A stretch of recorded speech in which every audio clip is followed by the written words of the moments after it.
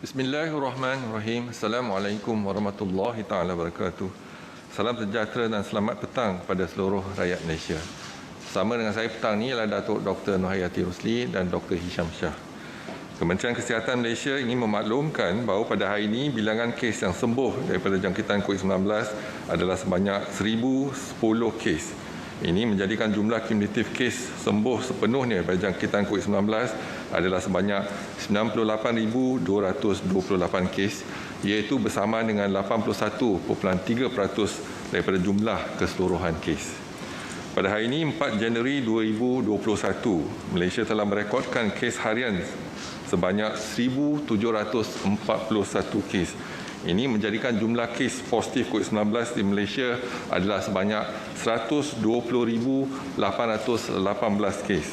Manakala jumlah kes aktif dengan kebolehan jangkitan COVID-19 pula adalah 22,089 kes. Daripada jumlah kes baru berkenaan, terdapat 8 kes import yang telah mendapat jangkitan COVID-19 daripada luar negara. Manakala penularan COVID-19 dalam negara pula adalah sebanyak 1,733 kes. Selangor melaporkan kes harian baru tertinggi iaitu sebanyak 687 kes bersamaan dengan 39.5%. Daripada jumlah ini, sebanyak 541 kes iaitu bersamaan dengan 78.7% adalah daripada kluster-kluster dan saringan kontak rapat COVID-19 yang aktif dijalankan di lapangan. Ini diikuti oleh Sabah sebanyak 303 kes iaitu bersamaan dengan 17.4% dan Johor sebanyak 295 kes iaitu bersamaan dengan 16.9%. Sebanyak 32 kes iaitu bersamaan dengan 1.8% yang dilaporkan hari ini adalah berkaitan dengan kluster-kluster di lock-up, depo tahanan imigresen dan penjara yang membabitkan kluster Teluk Emas 10 kes, kluster penjara Jalan Harapan 9 kes, kluster Tembok Choh 6 kes, kluster Tembok Gajah 3 kes, kluster Tembok 2 kes, kluster Tembok Mempaga 1 kes dan GK Tawau 1 kes. Perincian penuh jumlah kes mengikut negeri adalah di lampiran 1 dan 2 yang disertakan bersama kenyataan media. Sehingga kini terdapat 122 kes positif COVID-19 yang sedang dirawat di unit rawatan rapi di mana 53 kes memerlukan bantuan pernafasan. Duka cita dimaklumkan terdapat pertambahan 7 kes kematian COVID-19 pada hari ini. Ini menjadikan jumlah kumulatif kes kematian COVID-19 di Malaysia adalah sebanyak 501 kes, iaitu bersamaan dengan 0.41% daripada jumlah keseluruhan kes. Ringkasan kes kematian hari ini adalah seperti berikut. Kes kematian 495, iaitu kes nombor 72,926, seorang lelaki berusia 65 tahun daripada negeri Sabah, mempunyai latar belakang penyakit kencing manis, darah tinggi, dislipidemia dan penyakit jantung, telah meninggal dunia di Hospital Tawau. Kes 496 iaitu kes nombor 90,554, seorang lelaki berusia 67 tahun daripada negeri Johor, mempunyai latar belakang penyakit darah tinggi, dia meninggal di Hospital Encik Besar Hajar Kalsum Keluar. Kes kematian 497 iaitu kes nombor 106,846, seorang perempuan berusia 83 tahun dari negeri Sabah. Dia mempunyai penyakit kencing manis, darah tinggi, penyakit jantung dan penyakit buah pinggang kronik. Beliau meninggal di Hospital Lahad Datu. Kes kematian 498 iaitu 108,319, seorang lelaki berusia 45 tahun dari negeri Pahang, mempunyai penyakit hati dan retroviral. Beliau meninggal di Hospital Tunku Ampuan Abzan, Kuantan. Kes kematian 499 iaitu kes nombor 108,646, seorang perempuan berusia 50 tahun, beliau meninggal di Hospital Keningau. Kes kematian 500 iaitu 118,341, seorang perempuan berusia 68 tahun dari negeri Selangor, mempunyai penyakit kencing manis, darah tinggi, buah pinggang kronik dan penyakit jantung. Beliau meninggal di Hospital Ampang. Kes yang terakhir iaitu kes kematian 501, iaitu kes nombor 118,722, seorang perempuan berusia 60 tahun dari negeri Johor. Beliau mempunyai penyakit kencing manis dan darah tinggi dan beliau meninggal di Hospital Segamat. Kementerian Kesihatan mengucapkan takziah kepada semua ahli keluarga mereka.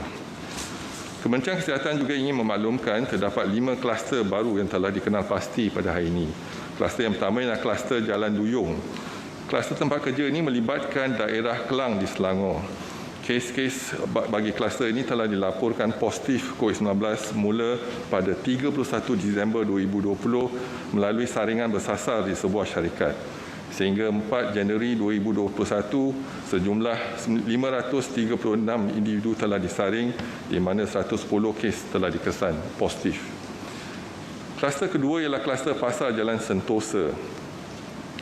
Kluster tempat kerja ini melibatkan daerah Kuala Langat di Selangor. Kes indeks pada kluster ini iaitu kes ke 118,272 telah dilaporkan positif pada 3 Januari 2021 hasil saringan individu bergejala. Sehingga 4 Januari sejumlah 293 individu telah disaring di mana 61 kes telah dikesan positif. Kluster ketiga ialah kluster Jalan Nakhoda. Kluster tempat kerja ini melibatkan daerah Titi Wangsa dan Ceras di wilayah Persekutuan Kuala Lumpur. Kes-kes bagi kluster ini telah dilaporkan positif bermula pada 28 Disember melalui saringan bersasar di sebuah syarikat. Sehingga 4 Januari 2021, sejumlah 99 individu telah disaring di mana 14 kes positif telah pun dikesan. Kluster yang keempat adalah kluster Ihsan Ibol. Kluster ini melibatkan daerah Ulu Perak, Larut, Matang dan Selama di Perak serta daerah Gombak di Selangor. Kes indeks pada kluster ini iaitu kes ke 111,642 telah dilaporkan positif COVID-19 pada 31 Disember 2020. Hasil saringan individu bergejala. Sehingga 4 Januari 2021, sejumlah 40 individu telah pun disaring di mana 22 kes telah dikesan positif COVID-19. Kluster yang terakhir ialah kluster Teluk Emas, iaitu kluster ini melibatkan sebuah pusat tahanan di daerah Melaka Tengah di Melaka. 2 kes indeks bagi kluster ini iaitu kes ke 114,991 dan kes ke 114,993 telah dilaporkan positif COVID-19 pada 1 Januari 2021 hasil saringan individu-individu bergejala. Sehingga 4 Januari sejumlah 33 individu telah disaring di mana 13 kes telah dikesan positif. Kementerian Kesihatan ingin menasihati orang ramai agar terus patuhi saranan serta nasihat-nasihat kesihatan yang sering ditekankan, iaitu elakkan 3S, elakkan kawasan yang sesak, elakkan kawasan yang sempit dan elak sembang dengan jarak yang dekat. Amalkan 3W, iaitu amalkan wash, wear dan warn. Patuhilah kepada SOP sebagai norma baru. Kementerian Kesihatan akan terus memantau perkembangan kejadian jangkitan dalam negara dan juga luar negara melalui maklumat yang diperoleh daripada Pertubuhan Kesihatan Sedunia. Orang awam akan sentiasa dimaklumkan sebarang perkembangan terkini dan kementerian akan terus mengambil langkah pencegahan dan kawalan yang sewajarnya dilaksanakan secara berterusan. Seterusnya kita lihat kepada model COVID-19 harian dan juga fokus kes di negara kita daripada 12 September sehingga 15 Januari 2021. Setakat 3 Januari, 1,704 kes telah dilaporkan dengan kadar kebolehjangkitan 1.1, iaitu ada peningkatan daripada 1.0 kepada 1.11. Pada hari ini, 1,741 kes telah dilaporkan dengan kadar R0 ataupun kebolehjangkitan iaitu 1.11. Dimaklumkan laporan penggembara dan pemastautin tetap yang dikesan positif COVID-19 dan pulang dari luar negara dari 3 April 2020 sehingga 4 Januari 2021 adalah sejumlah 1,532 kes. Pada hari ini ada 8 kes import telah dilaporkan, iaitu 3 kes pulang dari Mesir dan masing-masing 1 kes pulang dari Indonesia, India, Pakistan, Maghribi dan juga negara Kongo. Setakat 3 Januari 2021, 537 kluster telah pun dilaporkan dan 306 kluster telah pun tamat tempoh pemantauan dan pengawasan untuk 28 hari, termasuk 6 kluster pada hari ini.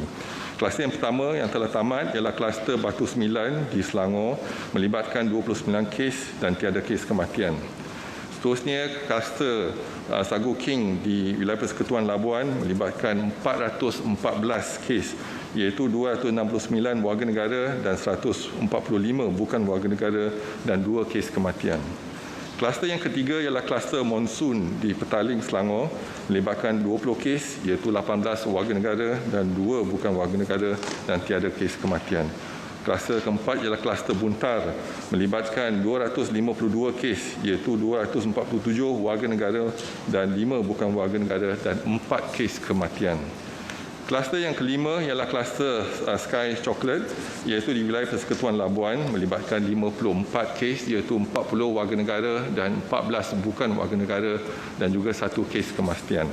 Kluster keenam ialah kluster Gading, iaitu melibatkan 13 kes warga negara dan tiada kes kematian.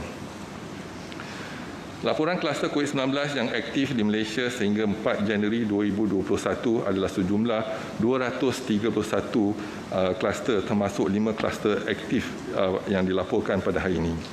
Dan daripada 231 kluster aktif, 50 kluster ada pertambahan kes dan 181 kluster tiada pertambahan kes pada hari ini. Kluster yang pertama ialah kluster Duyung di Klang, Selangor. Ada pertambahan 95 kes, jumlah kes ialah 110, jumlah yang disaring setakat ini ialah 536. Kluster Jalan Perindustrian di Kulai, Johor, ada pertambahan 81 kes, jumlah kes ialah 106 dan jumlah yang disaring setakat ini ialah 1003. Kluster Hentian masih ada pertambahan kes iaitu 73, jumlah kes ialah 2,377 dan jumlah yang disaring setakat ini ialah 12,713. Seterusnya, kluster Beringin masih ada pertambahan 57 kes, jumlah kes adalah 1,113, jumlah yang disaring adalah 17,188. Kluster Tampung Jaya di Johor Bahru, Johor, ada pertambahan 44 kes, jumlah kes adalah 595, jumlah yang disaring setakat ini adalah 1,225. Seterusnya, kluster Teratai masih ada pertambahan 22 kes. Jumlah kes adalah 6,286. Jumlah yang disaring setakat ini adalah 9,350. Kluster Perigi di Selangor masih ada pertambahan 19 kes. Jumlah kes 994. Jumlah yang disaring 2,408. Kluster Sungai Putus di Selangor masih ada pertambahan 17 kes. Jumlah kes adalah 1,195. Jumlah yang disaring adalah 2,060. Kluster Halban di Kelantan dan Terengganu ada pertambahan 16 kes, jumlah kes ialah 138, jumlah yang disaring 527. Kluster Batu 39 di Pontian, Johor, ada pertambahan 16 kes, jumlah kes 999, jumlah yang disaring ialah 435. Kluster Rawa Akasa ada pertambahan 15 kes, jumlah kes 145, jumlah yang disaring 466. Kluster Pasar Jalan Sentosa di Kuala Langat, Selangor, ada pertambahan 14 kes, jumlah kes 61. Jumlah yang disaring 293. Kluster Tapak Bena Leboh ada pertambahan 12 kes, jumlah kes 382 dan jumlah yang disaring 644. Seterusnya, kluster Jalan Nahoda ada pertambahan 19 kes, jumlah kes ada pertambahan 10 kes, jumlah kes ialah 14, jumlah yang disaring adalah 99. Kluster Teluk Mas ada pertambahan 10 kes, jumlah kes 13, jumlah disaring 33. Kluster Penjara Jalan Harapan ada pertambahan 9 kes, jumlah kes ialah 2,563. Jumlah yang disaring setakat ini adalah 5,851. Kluster Manik masih ada pertambahan 8 kes, jumlah kes 30 dan jumlah yang disaring ialah 180. Seterusnya adalah kluster Seruling, masih ada pertambahan 6 kes, jumlah kes ialah 2,491, jumlah disaring 3,378. Kluster Tapak Bena Muda ada pertambahan 6 kes, jumlah kes 894, jumlah yang disaring ialah 4,386. Kluster Tembok Choh di Johor ada pertambahan 6 kes, jumlah kes 444, jumlah disaring 1,141. Seterusnya, kluster Bukit Pasir ada pertambahan 6 kes, jumlah kes 317, jumlah disaring 804. Kluster Ceram masih ada pertambahan 5 kes, jumlah kes 908. Jumlah yang disaring 3,439. Kluster Bah Manggis masih ada pertambahan 5 kes, jumlah kes 372. Jumlah yang disaring setakat ini ialah 2,589. Kluster Pagar Siput di Kota Tinggi Johor masih ada pertambahan 5 kes, jumlah kes 179. Jumlah yang disaring ialah 308. Untuk kluster-kluster aktif yang lain yang ada pertambahan kes, sila rujuk kepada lampiran kenyataan media pada hari ini. Seterusnya dimaklumkan, laporan kapasiti harian 66 makmal COVID-19 di seluruh negara yang menjalankan ujian RT-PCR pada 3 Januari 2021 adalah sejumlah 60,003 kes. 60,003 ujian. Dan semalam kita berjaya menjalankan 21,830 ujian bersama dengan 36%. Dimaklumkan laporan kapasiti harian 5 makmal COVID-19 negeri Sabah yang menjalankan ujian RT-PCR pada 3 Januari 2021 adalah sejumlah 2,850 ujian. Semalam, makmal-makmal di Sabah berjaya menjalankan 2,635 ujian bersama dengan 92%. Dimaklumkan juga laporan sampel RT-PCR dari negeri Sabah dan Labuan yang dihantar ke Semenanjung dari 15 Oktober 2020 sehingga 3 Januari 2021 adalah sejumlah 95,422 sampel, iaitu negeri Sabah 69,523 sampel dan wilayah Persekutuan Labuan 26,422 sampel. Juga dimaklumkan laporan jumlah kumulatif ujian RT-K antigen seluruh negara setakat 3 Januari 2021 adalah sejumlah 906,742 ujian telah dijalankan. Daripada jumlah tersebut, 18,762 ujian adalah dikesan positif COVID-19 bersama dengan 2.1%.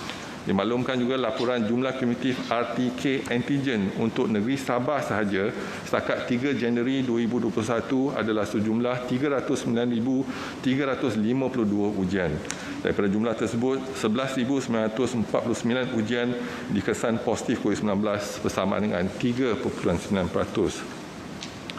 Jadi pada hari ini dapat kita rumuskan 1,741 kes positif COVID-19 telah dilaporkan dengan 5 kluster baru, 6 kluster telah tamat tempoh pengawasan dan pemantauan untuk 28 hari dan melibatkan 7 kes kematian. Dan saya buka kepada sebarang pertanyaan, dipersilakan.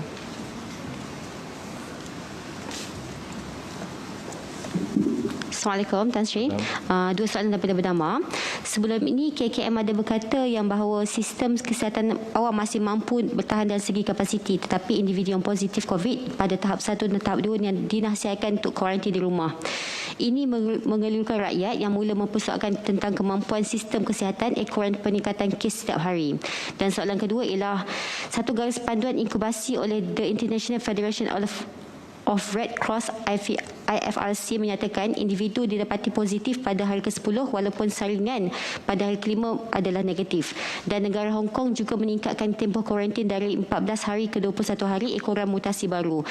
Manakala Malaysia pula telah mengurangkan tempoh kuarantin dari 14 hari ke 10 hari. Jadi adakah KKM akan menilai semula tempoh tersebut berikutan mutasi baru sebagai langkah berjaga-jaga? Terima kasih. Terima kasih atas dua soalan tersebut. Jadi soalan pertama mengenai tempoh kuarantin untuk kes tahap 1 dan 2. Jadi dengan perkembangan semasa, jadi kita lihat setiap hari kes semakin meningkat. Terutamanya kes tahap 1 dan tahap 2. Kes tahap 1 hampir mencecah 89, kes tahap 1 dan 2 hampir mencecah 89 hingga 90%. Jadi tempat kita untuk menempatkan kes tahap 1 yang tiada gejala iaitu semestinya di PKRC, dan PKRC telah pun penuh. Jadi kita masih melihat untuk beri keutamaan iaitu kes-kes yang tidak ada tempat yang sesuai untuk kuarantin. Contohnya untuk pekerja asing, kita tempatkan di MAIPS. Tetapi kita juga melihat sekarang ini kriteria untuk melihat sama ada kita boleh kuarantinkan kes yang positif tetapi iaitu tak ada gejala ke tahap 1 ataupun gejala ringan dikuarantinkan di rumah ataupun diasingkan di rumah. Tetapi kita sedang memperkemaskan iaitu kriteria-kriteria yang boleh dipertimbangkan. Setakat ini masih ada kelewatan bila kes meningkat, iaitu kelewatan dari segi petugas-petugas kesihatan untuk mengangkut ataupun menghantar pesakit daripada rumah pada PKRC ataupun ke hospital. Jadi inilah daripada pertambahan kes seharian yang tinggi. Jadi kemampuan hospital ataupun PKRC adalah terhad dan kita kena lihat sekarang ni masih boleh kita menampung, iaitu kalau kita lihat setakat ni kita ada jumlah kes aktif ialah 22,000, kemampuan kita ialah 23,000, tetapi kita tengah melihat pada mungkin dalam persiapan kita bila kes bertambah sama ada kita boleh pertimbangkan iaitu 90% pada kes 89 hingga 90% pada kes tu tiada gejala, sama ada kita boleh asingkan dan dikuarantinkan di rumah. Soalan yang kedua iaitu kita telah pun pendekkan tempoh kuarantin daripada 14 hari kepada 10 hari dan banyak negara lain juga telah pakai kaedah ini untuk mengurangkan tempoh kuarantin 14 hari kepada 10 hari. Dan kita lihat kebanyakan kes dikesan pada hari ketiga hingga hari kelima. Jadi ada juga negara yang telah pakai tempoh kuarantin 7 hari tetapi risiko dia lebih tinggi kalau kita ambil 7 hari. Kebanyakan negara mengambil 10 hari. Untuk virus baru 2020-12/101 tiada laporan mengatakan tempoh inkubasi virus tersebut adalah 21 hari. Masih lagi terkesan iaitu tempoh dia 14 hari, tetapi dalam hari ke-10 kita dah boleh mengesan walaupun katalah dia negatif pada hari pertama, tetapi biasanya hari ke-7 hingga hari ke-10 kita dah boleh mengesan virus tersebut. Jadi kita masih pakai tempoh kuarantin untuk 10 hari.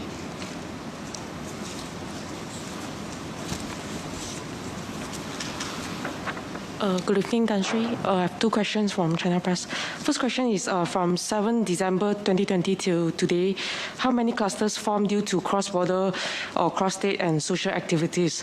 And second question is, we see a rise in the number of clusters involving workplace, yet there are still workplace or office which doesn't make it a compulsory for all staffs to wear masks in the workplace. Reason being is the relevant office does not fall under MKN directive, which is a crowded public area. So what is the comment or advice of MOH on this? Thank you. All right, thank you very much. For the first question, from the 7th of December till today, how many clusters formed due to the cross-border or cross-state social activities? So far, the cluster due to the cross-border or cross-state, we have 5 clusters. 3 in Pahang, that is Intan cluster, Semambu cluster, and Tembok Mempaga cluster. 1 in Kelantan, that is Seragam Cepa cluster, and 1 in Perak, Ehsan Ibol cluster. And cluster due to the social activities, we have 9 clusters being reported. In Perak ialah Gerbang Ponsu, in Sabah Lintas Seraya, in Johor Sungai Redan, in Sabah Marikan, Kasiah Diamond in Pulau Pinang and Selangor, and Pagitan in Sabah, Sungai Burung cluster in Selangor and Negeri Sembilan, cluster Kupi-Kupi in Sabah, and cluster Bandar Impian in Johor, Kelantan and Perak. And we see a rise in the cluster involving the workplace in the third wave, and this is due to our action plan that is actually a CMCO allowed the economic sector to function. So once the economic sector start to function, naturally you see increase of workplace being infected. So what is more important is that we encourage those going to work to put on a mask, practice social distancing, physical distancing, and frequently wash the hand. And we've seen increase, initially we see an increase in foreign workers in construction site as well as the factories. But towards the last 1 week, we are seeing an increase. Initially was 63% foreign workers and 37% local. But now we are seeing more local over the last 1 week, which means the infection is already in the community, especially in the Klang Valley. And this is a concern for us. And we hope that, although we have eased the restriction for the public, but everyone must comply to the SOP. Assalamualaikum Tan Sri. Ada satu soalan kat sini. Ada beberapa pesakit di Hospital Sungai Buloh mendakwa mereka dibenarkan discharge daripada ward tanpa ujian saringan kedua. Jadi apa komen Tan Sri? Terima kasih atas soalan tersebut. Kalau kita lihat perkembangan iaitu daripada hari pertama kita mengenali virus COVID-19, banyak yang kita tak tahu pasal virus ni. Iaitu dulu sebelum kita discharge, kita menjalankan 2 saringan. Iaitu saringan mesti negatif 2 kali barulah kita benarkan. Iaitu tempoh dia 2 hari dalam tempoh 72 jam. Kalau 2 negatif baru kita benarkan mereka balik. Dan kita kuarantin bukan hanya 14 hari, lebih pada 14 hari. Yang paling lama mungkin 70 hari pun ada kita kuarantinkan. Lepas tu kita lihat juga ada kes-kes yang positif tetapi bukan sebab dia berjangkit tetapi lah virus shedding. Jadi kita melaksanakan satu ujian ketika itu sebelum kita benarkan pulang. Dan sekarang data-data daripada Pertubuhan Kesihatan Sedunia mengatakan kalau kita kuarantin untuk tempoh 10 hari, ada yang kata 7 hari tapi tempoh 10 hari dan kita lihat tempoh 14 hari. Jadi lepas tempoh 10 hari itu kita dah boleh benarkan pesakit itu discharge tanpa menjalankan ujian. Ujian tu mungkin positif tetapi yang penting infectivity ataupun kebolehjangkitan tu dah kurang ataupun dah tak ada. Jadi positivity itu mungkin akan berlaku seminggu, 2 minggu, 3 minggu dan sebagainya. Ada yang sampai macam saya katakan 70 hari dulu pun. Tapi yang penting ialah kebolehjangkitan. Sama ada kita boleh kawal kebolehjangkitan. Selepas 10 hari kebolehjangkitan dah amat kurang. Jadi kita boleh discharge tanpa melaksanakan ujian tersebut.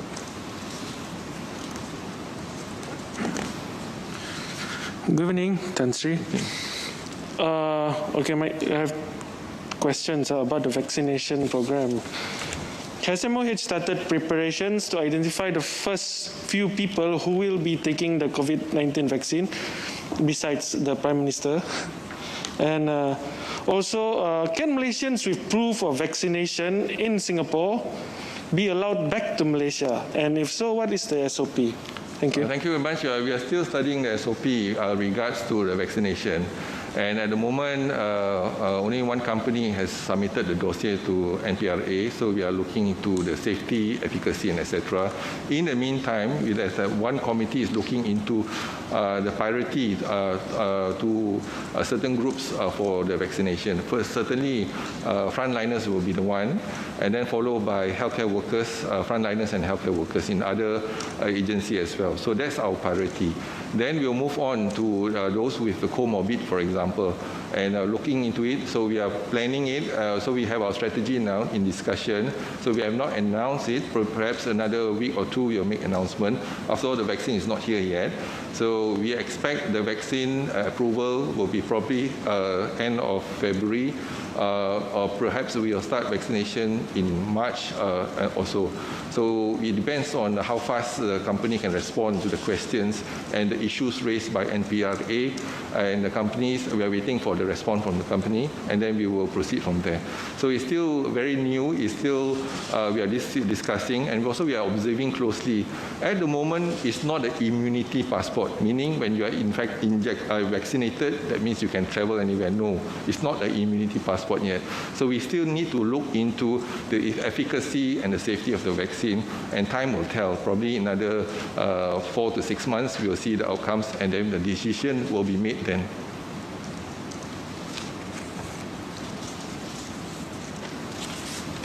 Okey, kalau tak ada lagi soalan, saya sekali lagi ingin memperingatkan diri saya dan orang ramai untuk kita terus patuh kepada SOP. Iaitu kalau kita tak ada urusan penting, pastikan kita duduk di rumah.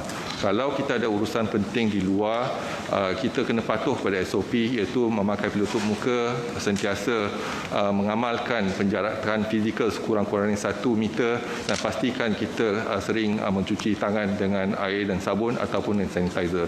Elakkan tempat-tempat yang sesak, sempit dan juga elak sembang dengan jarak yang dekat. Kita kena jaga kita kena jaga keluarga kita kena jaga masyarakat dan juga negara kita. Sekian, wabillahi taufiq wa hidayah. Assalamualaikum warahmatullahi taala wabarakatuh. Terima kasih.